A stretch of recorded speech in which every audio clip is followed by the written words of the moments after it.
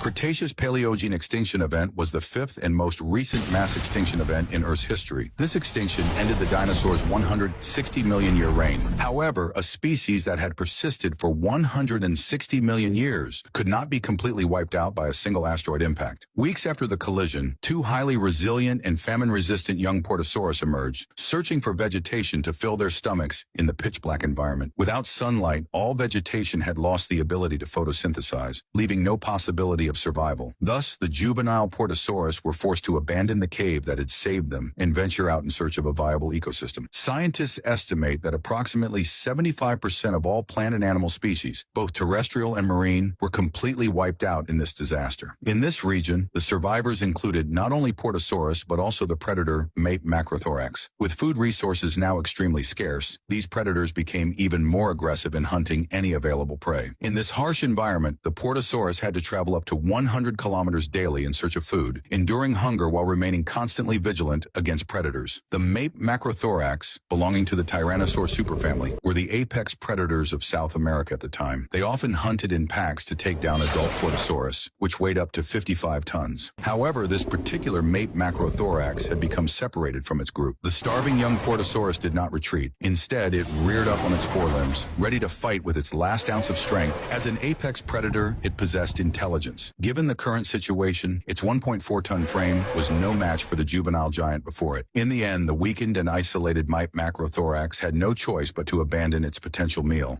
turning away in hunger and exhaustion. Starvation had left it severely debilitated. Its once sharp teeth and powerful limbs had lost their former strength. It could barely sustain basic life functions. As it wandered in search of prey it could realistically overpower. Although the young Portosaurus had narrowly escaped death this time, they still faced the threat of starvation. Most vegetation had been destroyed, but a few hardy plants managed to survive in this desolate land, offering the Portosaurus a glimmer of hope. Scientists gradually realized through analysis that certain regions might have been spared severe damage purely by chance, perhaps due to unique geographical features, such as mountains blocking shockwaves and firestorms, or simply being far enough from the impact site. For the starving and exhausted juvenile Portosaurus, such a refuge could mean their last hope for survival. About a month after the asteroid impact, the two young Portosaurus reached the limits of their physical and mental endurance. Just as they were on the verge of collapse, an endless expanse of green vegetation suddenly appeared before them. Having traveled from what is now Patagonia, they had by sheer luck arrived in a special region, Antarctica, untouched by the asteroid's devastation and now lush with life. Here they found temporary relief from hunger and extreme environmental threats. This green oasis also